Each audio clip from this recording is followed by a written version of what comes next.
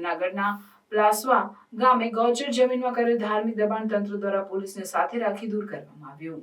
તાલુકાના પ્લાસવા ગામે ગૌચરની જમીનમાં કરેલ ધાર્મિક દબાણ ગ્રામ પંચાયત દ્વારા દૂર કરવામાં આવ્યો। પ્લાસવા ગામે છેલ્લા 1 વર્ષથી ગૌચરની જમીનમાં ધાર્મિક દબાણ કરેલ હોય, જેને લઈને તાલુકા વિકાસ અધિકારી ડોક્ટર રાજેન્દ્ર ઠાકોર દ્વારા નોટિસ પાઠવવામાં આવેલ હોય અને સમયમર્યાદા પૂર્ણ થતાં જેસીબી મારફત ગૌચરની જમીન માટે દબાણ કરેલ હતું તે દૂર કરવામાં આવ્યું।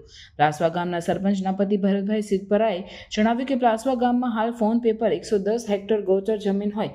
પ્લાસવા ગામમાં પશુધન પણ વધારે હોય, ક્યારે જમીનની જરૂર પડતી હોય છે। અત્યારે ગૌચરની જમીન ઉપર ધાર્મિક દબાણ કરતા આજરોજ ટીડીઓની હાજરીમાં એક સ્ટ્રક્ચર અને ઝૂંપડી તોડી પાડવામાં આવેલ છે।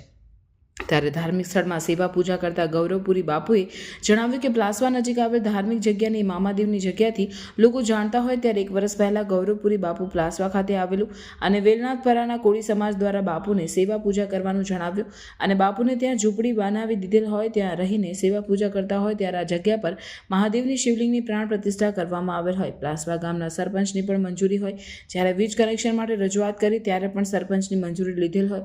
શિવલિંગની પ્રાણ પ્રતિષ્ઠા મહોત્સવમાં આસપાસના 3 ગામો એકઠા થયા અને સંમતિથી શિવલિંગની સ્થાપના કરવામાં આવી હતી। છેલ્લા 3 માસથી સરપંચ દ્વારા જગ્યા ખાલી કરાવવા માટે જણાવવામાં આવ્યું હોય અને છેલ્લા 3 દિવસમાં 2 નોટિસ આપ્યા બાદ આજે જેસીબી મારફત ઝૂંપડી અને સ્ટ્રક્ચરને પાડવાની કામગીરી હાથ ધરવામાં આવી। ત્યારે હાલ તો ગૌરવપુરી બાપુ કલેક્ટરને રજૂઆત કરી આ જમીન ગૌચરની ન હોય અને મંદિરની ગરિમા જળવાય તેને લઈ યોગ્ય કરવા પણ રજૂઆત કરશે। દબાણ હટાવ કામગીરીમાં ટીડીઓ, તલાટી મંત્રી, તાલુકા પોલીસ સ્ટેશન, પીએસઆઈ, ગ્રામ પંચાયત, સરપંચ સહિતના જોડાયા। તાલુકા વિકાસ અધિકારી જૂનાગઢ આજે પ્લાસવા ગામે ગૌચરમાં એક દબાણ હતું, એ દબાણ અમે દૂર કરેલ છે। લેખિતમાં નોટિસ પણ આપેલી હતી, એમને સામાન કાઢવા માટે પણ પૂરતો સમય આપેલો હતો, પણ સ્વેચ્છાએ દૂર ન કરતાં આજે ગ્રામ પંચાયત દ્વારા ગૌચરનું જે દબાણ હતું એ દબાણ દૂર કરેલ છે। 2 સ્ટ્રક્ચર હતા, એક સંડાસ હતું, ટોયલેટ જે હતું એ અમે દૂર કર્યું છે। બોલો, મારું નામ ભરતભાઈ બાબુભાઈ સિદ્ધપરા, મારા ઘરના સરપંચ છે પ્લાસવામાં અને અમારા ગામની અંદર 110 હેક્ટર ઓન પેપર ગૌચર અત્યારે બોલે છે। તો અમારે પશુધન એવડું મોટું છે કે આ 5-25 પશુ ભરી એવી જગ્યા પ્લાસવા ગામમાં નથી અને ગૌચરની જગ્યા ઉપર આ લોકો પેશકદમી કરેલ હતી, તેને આજે દૂર કરવામાં આવી છે। એક સ્ટ્રક્ચર હતું 20 બાય 30નું પતરાવાળું, એક ઝૂંપડી જેવું હતું, આશરે 1500-2000 વાર જગ્યા એ લોકોએ वगर मंजूरी गौचर ऊपर पेशकदमी करेल थी। हमारा नाम गौरव गौरांशपुरी है, निरंजनी अखाड़े से। यहाँ 1 बरस से हैं और ये जगह मामादेव के नाम से पहले से थी। यहाँ पे इस तरफ खांड चली है, इस तरफ पत्थर की खांड चली, ये जगह में खांड नहीं चली। बरसों से लोग यहाँ मामादेव के नाम से पूजा करते आ रहे हैं। मांडवा होता था, जमड़वार होता था, दर गुरुवार।